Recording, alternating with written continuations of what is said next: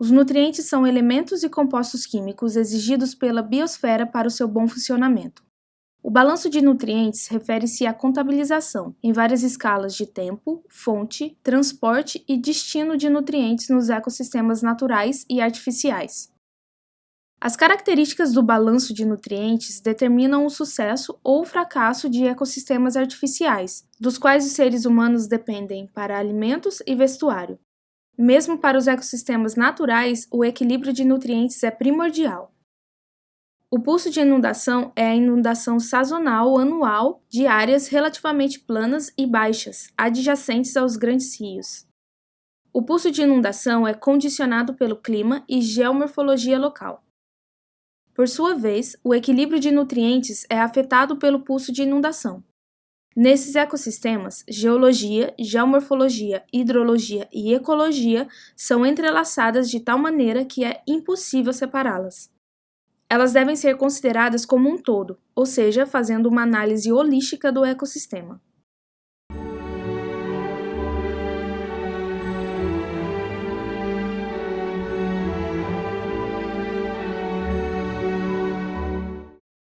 Entre os nutrientes essenciais, o nitrogênio se destaca por sua ampla disponibilidade. O nitrogênio molecular constitui 78% da atmosfera da Terra. O nitrogênio circula pela biosfera por meio de 5 processos bioquímicos. 1. Fixação. 2. Amonificação. 3. Nitrificação. 4. Assimilação. E 5. Desnitrificação. Na fixação, o nitrogênio entra na biosfera através de ação de raios, mediação de bactérias fixadoras de nitrogênio e nas sociedades desenvolvidas através de processos industriais. Na amonificação, a matéria orgânica em decomposição é convertida em compostos gasosos de amônio. Na nitrificação, os compostos de amônio são convertidos, isso é, oxidados, para o estado sólido, primeiro em nitritos e depois em nitratos. Na assimilação, as plantas absorvem nitratos do substrato, onde ficam disponíveis para a reciclagem. Finalmente, na desnitrificação, os nitratos são convertidos, isso é, reduzidos através de uma série de etapas intermediárias para o nitrogênio molecular, que escapa para a atmosfera fechando o ciclo do nitrogênio. Assim, fica claro que o quinto processo, a desnitrificação, é necessário para fechar o ciclo do nitrogênio, devolvendo o nitrogênio à atmosfera de onde se originou. Significativamente, a ausência de desnitrificação terá o efeito de abrir o ciclo do nitrogênio. Nesse cenário, o nitrogênio tenderá a se acumular na litosfera, onde estará disponível para o cultivo como um componente de alimentos e fibras. Por outro lado, a desnitrificação efetiva fechará o ciclo do nitrogênio, inibindo assim o acúmulo de nitrogênio e prejudicando a possibilidade de cultivo.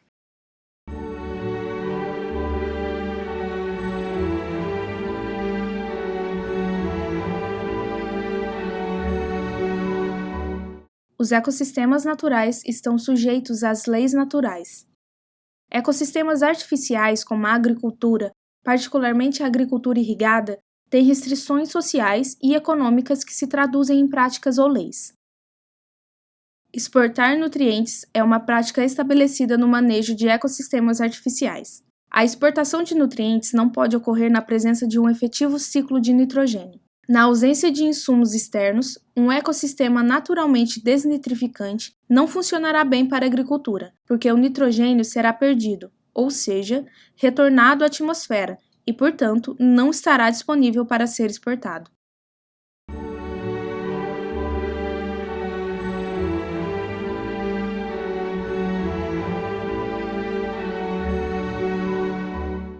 Onde estão esses ecossistemas desnitrificantes aparentemente inadequados para a agricultura? Eles são certamente os ecossistemas de pulso de inundação, nos quais a combinação de clima, geologia, geomorfologia e hidrologia é tal que incentiva a desnitrificação. Períodos alternados de aerobiose e anaerobiose em um ecossistema natural levarão à nitrificação, seguida pela desnitrificação e, portanto, ao eventual retorno do nitrogênio à atmosfera. A aerobiose ocorre durante a estação seca, a anaerobiose durante a estação chuvosa, se a última for longa o suficiente. Um pulso de inundação anual, com uma sequência de períodos secos e úmidos, com duração aproximada de 6 meses cada, terá uma tendência a fechar o ciclo de nitrogênio. Observe que a taxa de difusão do oxigênio na água é 10.000 vezes menor que a do ar. Quando o oxigênio é forçado a se difundir através dos poros saturados, a restrição no transporte de oxigênio rapidamente leva a condições anaeróbicas. A exportação antropogênica de nutrientes será difícil nessas circunstâncias. Os ecossistemas desnitrificantes podem ser adequados para usos como criação de gado e habitat de vida selvagem, mas não para agricultura intensiva. Essa figura mostra que a redução de nitrato, resultando na desnitrificação, é a segunda de uma série de várias reações bioquímicas diferentes, ocorrendo em ecossistemas de áreas úmidas, variando a partir da redução do oxigênio de altos valores positivos de potencial redox, 800 mV, para a metanogênese com baixos valores negativos, menos 400 mV. A partir dessa figura, conclui-se que a desnitrificação é mais comum em áreas úmidas do que a metanogênese. Isso é compreensível, pois a última está no final da série, envolvendo a redução da própria matéria orgânica.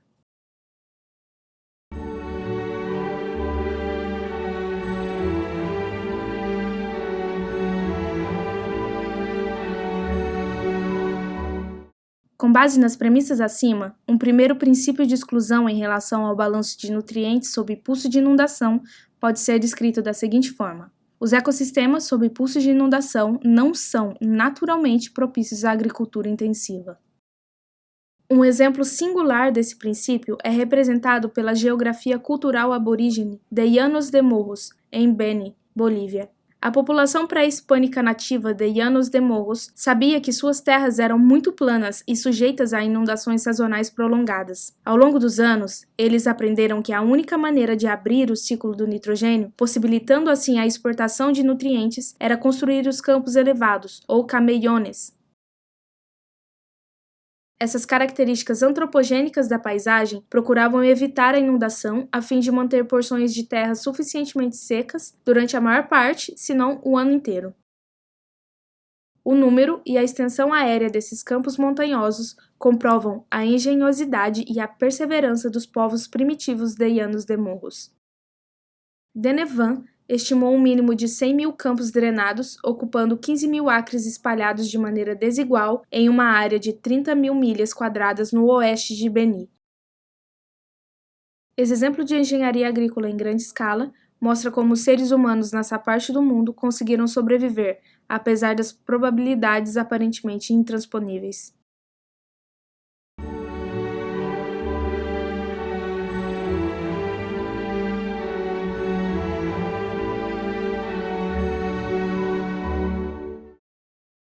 Um segundo princípio de exclusão, que não envolve ação ou necessidade humana, pode ser descrito da seguinte forma: nos ecossistemas sob pulso de inundação, a sobrevivência da vegetação lenhosa depende de suas relações simbióticas com os capões. A aplicação desse princípio está incorporada nos diferentes capões existentes em Everglades, na Flórida, no Pantanal de Mato Grosso e na planície de inundação do rio Araguaia, no Brasil, para citar alguns. Um capão é uma ilha de vegetação lenhosa dentro de uma grande extensão de planície com herbáceas sazonalmente inundadas. Geralmente, as árvores não podem se estabelecer a partir de sementes no solo continuamente úmido. Portanto, supõe-se que as ilhas tenham se formado durante o período quaternário, por sedimentação progressiva, possibilitando a colonização da planície de inundação por vegetação lenhosa.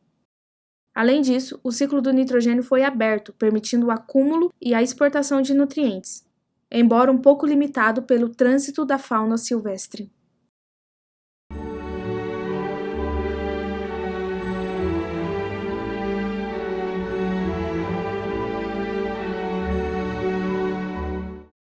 A abertura do ciclo do nitrogênio é um pré-requisito para a sustentabilidade dos ecossistemas, naturais e artificiais, que dependem desse nutriente para sua sobrevivência e/ou exportação subsequente.